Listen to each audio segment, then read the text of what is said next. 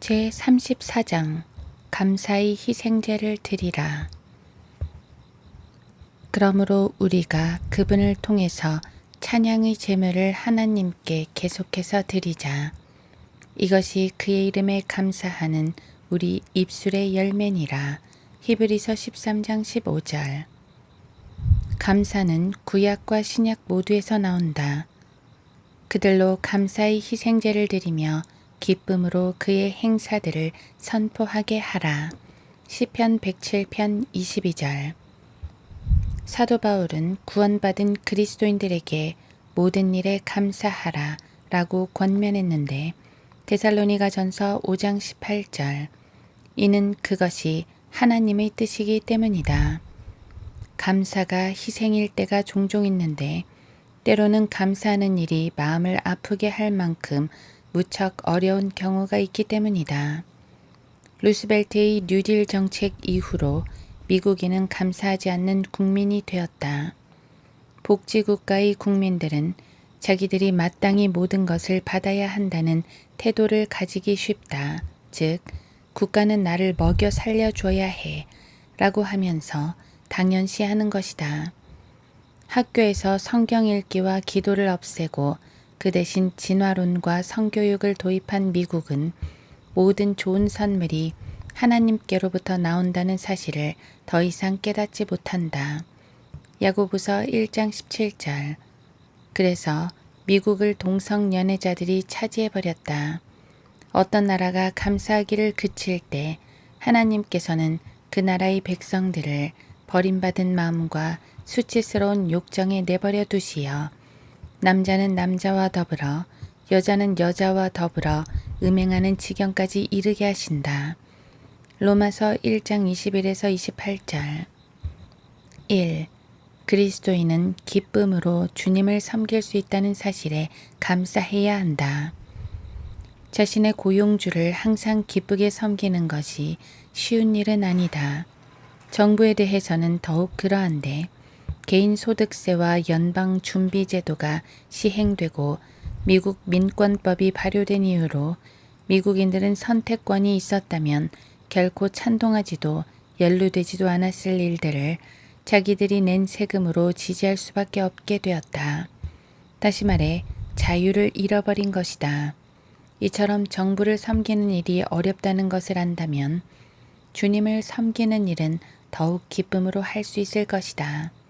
오늘날 미국이 누리고 있는 좋은 것들 중에서 자본주의나 미국의 정부 형태에서 기인한 것은 단 한 가지도 없다. 오히려 그것은 주님을 사랑하며 성경을 믿고 기도하는 그리스도인들이 여전히 미국에 있다는 사실에서 기인한다. 미국이 지금도 위대한 나라인 이유에 대해 그저 환상만 갖고 있는 사람은 여행을 많이 해보지 않아서 그렇다.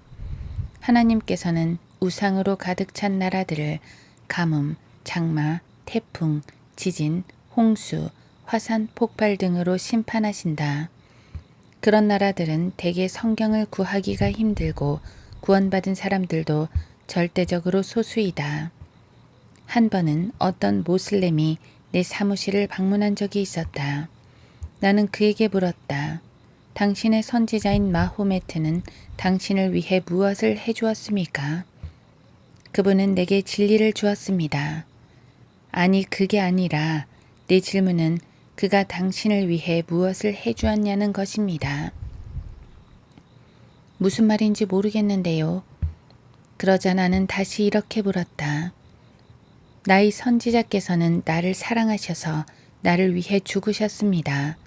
당신의 선지자는 당신을 위해 무엇을 했습니까? 그는 대답할 말이 없었다. 왜냐하면 그의 선지자 마호메트는 그를 위해 아무것도 하지 않았기 때문이다. 이 일화를 흑인 모슬렘들이 득실되는 교도소에서 전했더니 거기서 복역 중이던 흑인 그리스도인들이 아주 좋아했던 모습이 기억난다.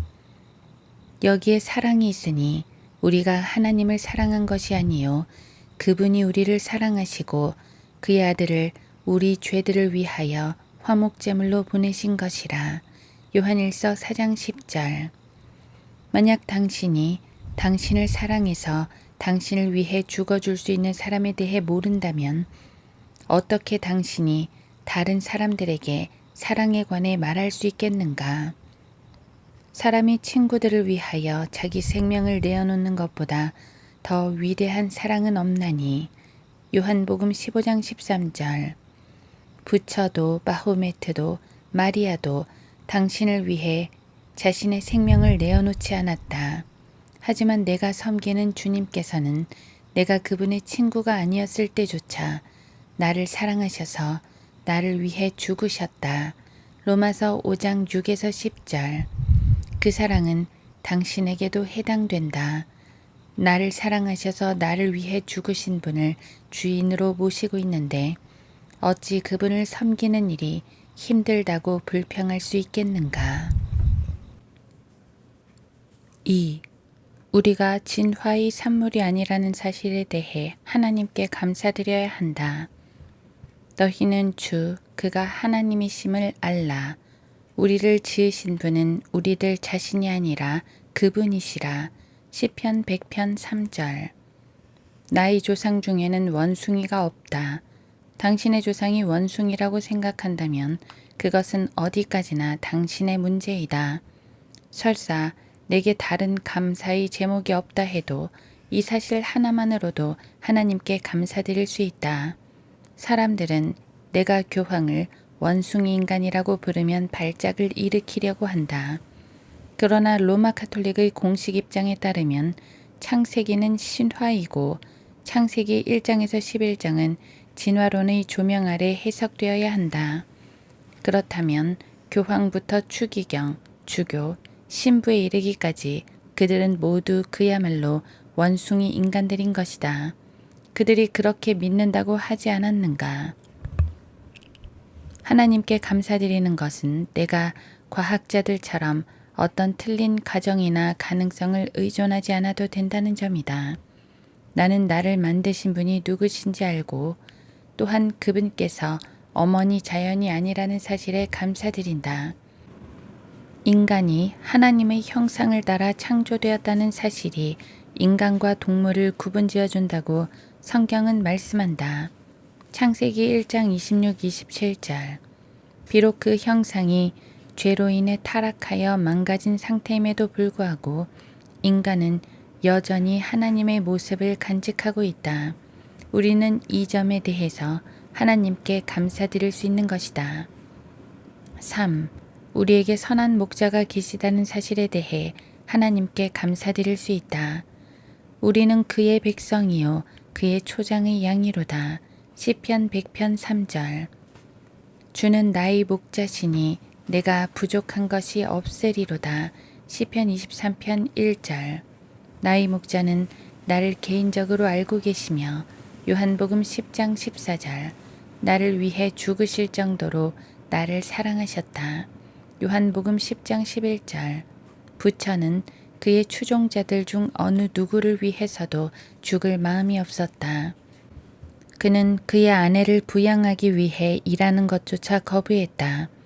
그는 보리수나무 아래에서 아무 일도 하지 않은 채 20년 동안 앉아 있었고 그러는 동안 그의 가족은 고통을 당해야만 했다. 내가 길에서 벗어나면 나의 선한 목자께서는 온화한 모습으로 다가오셔서 나를 다시 바로잡아 주신다. 나는 모슬렘들처럼 같은 종교를 믿고 있는 누군가가 나를 죽일 것에 대해 걱정할 필요도 없다. 나는 지난 62년 동안 사역해 오면서 주님은 선한 목자가 아니에요. 예수님을 나의 구주로 믿은 것을 후회합니다. 라고 말하는 사람을 단 한 명도 만나보지 못했다. 심지어 하나님께서 자녀들을 데려가셨거나 집이 불타버린 상황에서도 그런 식으로 말하는 그리스도인을 보지 못했다. 나의 선한 목자께서는 양들의 필요를 채워주신다. 우리의 밥상에 밥과 여러 가지 반찬을 올려주시는 분은 주님이시다. 주께서 내 원수들의 면전에서 내 앞에 식탁을 마련하시나이다. 시편 23편 5절. 미국인들은 잠이 안 올 때 흔히 양을 샌다고 하지만 그렇게 하지 말고 목자이신 주님께 마음에 있는 것을 말씀드리면 된다. 나는 잠자리에 들 때 목자의 음성을 들으면서 잔다. 성경을 녹음한 CD를 틀어놓고 그것을 들으며 자는 것이다. 4. 이처럼 우리는 하나님의 말씀으로 인해서 감사드릴 수 있다. 이는 주께서는 선하시고 그의 자비는 영원하며 그의 진리가 모든 세대에 지속되기 때문이라. 시편 100편 5절. 여기에서 모든 세대에 지속되는 진리는 하나님의 말씀이다. 아버지의 진리로 그들을 거룩하게 하여 주옵소서. 아버지의 말씀은 진리니이다. 요한복음 17장 17절. 하나님의 말씀은 영원토록 남아있을 것인데 베드로전서 1장 23에서 25절. 이 우주가 활활 불타 없어진 뒤에도 베드로후서 3장 10에서 12절. 성경은 여전히 남아있을 것이다. 마태복음 24장 35절. 당신은 성경을 가지고 있는가? 그렇다면 하나님께 마땅히 감사드려야 한다. 지금도 지구상의 52개 나라에서는 성경이 완전히 금지되어 있거나 개인이 성경을 소지하는 것을 정부가 방해하고 있다. 일례로 사우디아라비아에서는 성경이 완전히 금지되어 있다. 이란의 모슬렘 정부는 성경 공예를 완전히 폐쇄시켜버렸다. 아프가니스탄에서는 그곳의 주둔해 있는 미군 그리스도인 병사에게 현지 주민들에게 복음을 증거하라고 고향에서 보내온 성경을 미군이 직접 불태우기도 했다. 이는 모슬렘들이 성경을 소지하거나 배포하는 사람을 보면 그 사람을 불태워버렸기 때문이다. 현 미국 정부는 공립학교나 공공건물에서 공개적으로 성경을 읽지 못하게 한다. 이제는 무신론자들이 호텔 객실에까지도 성경을 비치하지 못하게 하고 있다. 대학교 채플에서 성경을 치워버린 사건도 있었다. 정부와 마르크스주의자들과 무신론자들은 우리의 성경을 빼앗아 가려고 하고 있다. 그 대신 그들은 무엇을 줄 수 있는가? 종이 기원인가? 공산당 선언이나 자본론인가? 어림도 없는 일이다. 이런 것들은 죄와 죽음과 사후의 생에 대해 어떤 답도 주지 못한다. 다윈과 마르크스의 사상에 따르면 인간은 진화나 경제의 사다리를 힘겹게 기어 올라가는 짐승에 불과하다. 모든 것을 정글의 법칙이 지배하는 것이다. 어떤 사람은 럭크만, 당신은 무식하니까 성경을 믿는 거요 라고 하면서 비아냥거린다. 그렇다. 나는 성경보다 똑똑하지 못하다.